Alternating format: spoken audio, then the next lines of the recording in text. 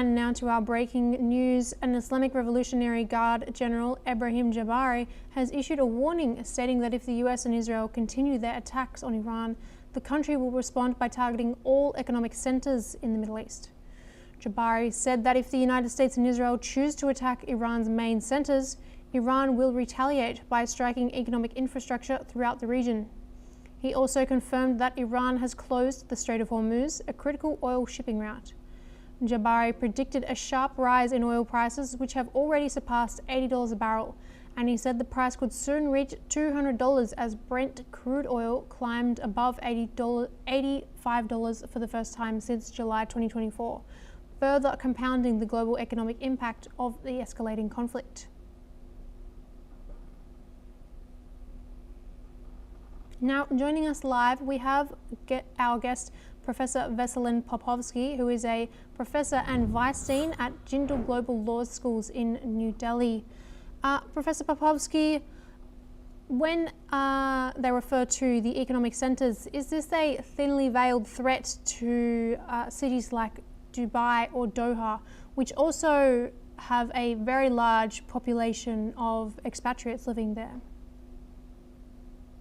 Well, they try already for 3 days to inflict that damage, and it's minimal. There were a couple of victims in Abu Dhabi, I think, and maybe some injuries. These are mostly from falling debris from destroyed attacks.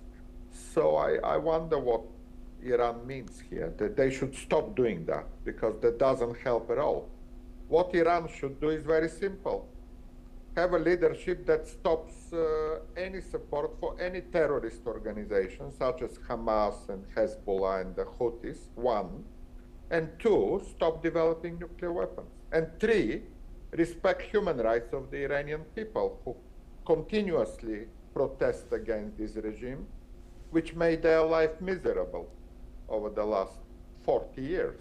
Iranians were much better and richer back in the time of the 1980s and 1990s. These Ayatollahs made Iranians' life miserable, not only supporting terrorists to hit Israel, but even the life of Iranians is not good. So 3 things Iran should do. Stop support terrorist organizations, Hezbollah, Hamas, and Houthis. Stop developing nuclear weapons. Respect human rights of the Iranians. Any talk about retaliation.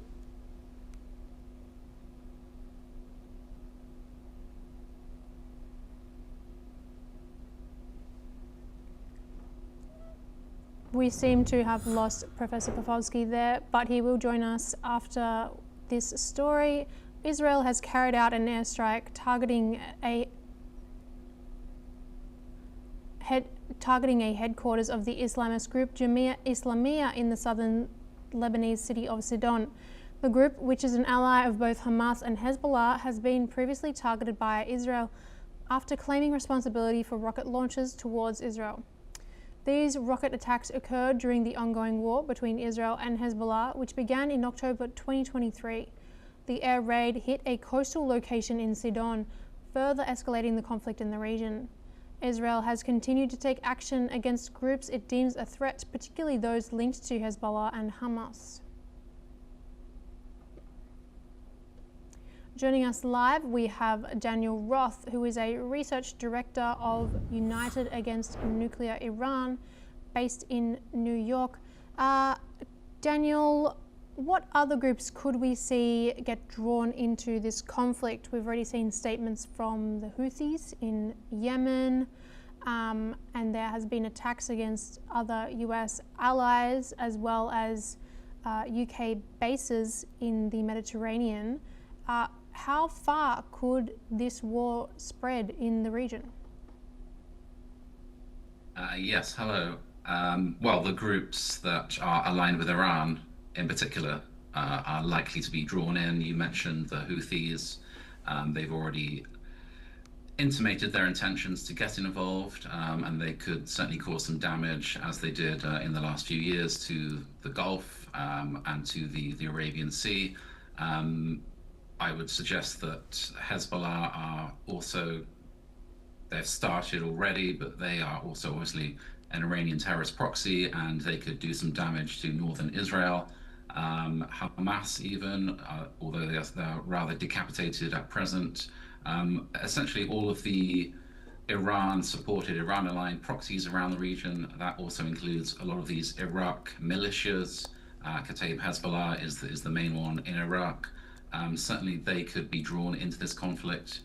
On the other hand, because of what happened in the wake of October 7th and Israel's response to it, many of those groups are certainly not as dangerous as they were a couple of years ago, having been more than decapitated, really severely degraded by the IAF in particular.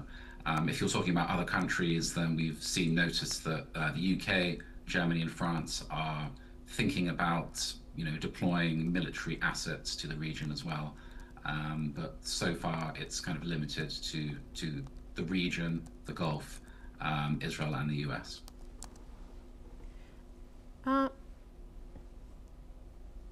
Daniel, please stay with us as we move to our next story. Farah Pahlavi, the